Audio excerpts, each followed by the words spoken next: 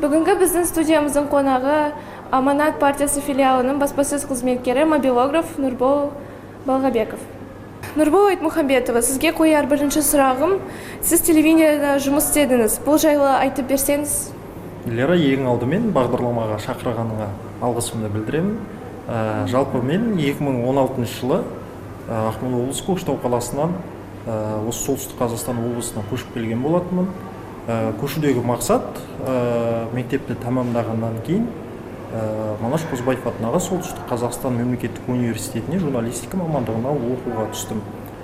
4 жыл бойы білім нәрмен сусындағасын дипломды алғаннан кейін ресми түрде Қызылжар арнасында еңбек ете бастадым. Жалпы мен телеарнада бірінші курстан бастап етене араласа бастадым. Ең қателеспесем, мамырдың аяғына қарай 2017 жылы телеарнаға келіп, тағылымдамадан өте бастадым. Кейін жарты жылдан кейін жұмысқа қабылдандым. Бұл дегеніміз жұмыс істеп жүріпті, оқуымды жалғастырып жүрдім.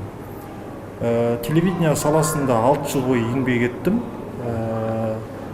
Кейін өткен жылдың қазан айында Аманат партиясы солтүстік Қазақстан облыстық филиалына жұмысқа орналастым. Қазіргі таңда осы филиалда консультант, мобилограф ретінде еңбек етіп жүрмін. Сіз қазір Аманат партиясында жұмыс істеп жатсыз. Ұялы телефонға бейнероликтер түсіріп монтаждайсыз. Мобилографияны қалай меңгердіңіз? Мобилография саласында жалпы кәсіби түрде айналысып жүргеніме 1 жылдан асты.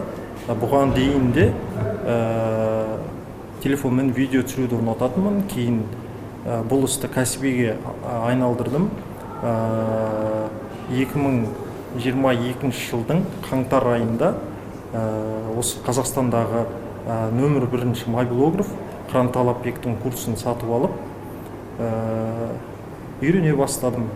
Ең алдымен дұрыс ракурс таңдау, қалай видео түсіру, соның бәрін меңгергеннен кейін кәсіби түрде мобилограф атандым.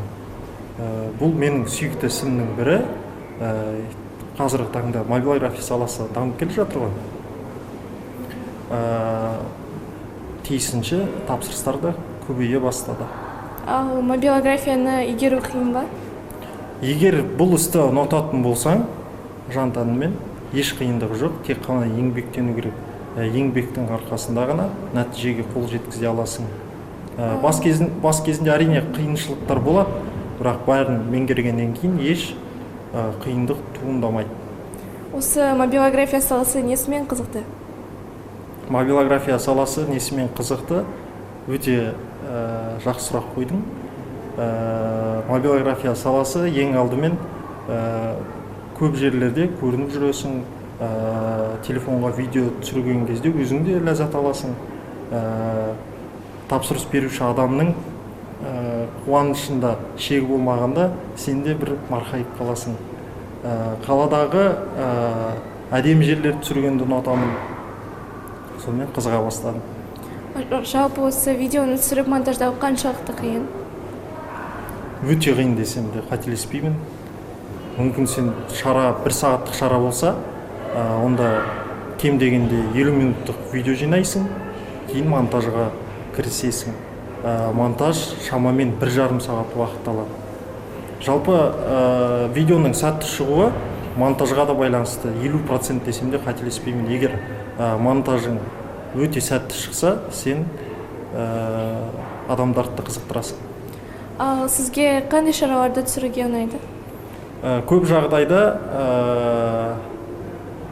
үлкен шаралар өтіп жатады, өңірімізде үлкен шаралар өтіп жатады, конференциялар, түрлі жиындар, бұдан бөлек love story дейді, love story'ді түсіргенді ұнатамын.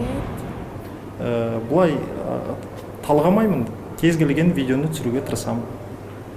Жалпы ТВ-ның бейне операторы мен мобилографияның айырмашылығы неде? Айырмашылығы, мысалы бейне оператор сол жерден бірден видеоны монтаждап жібере алмайды.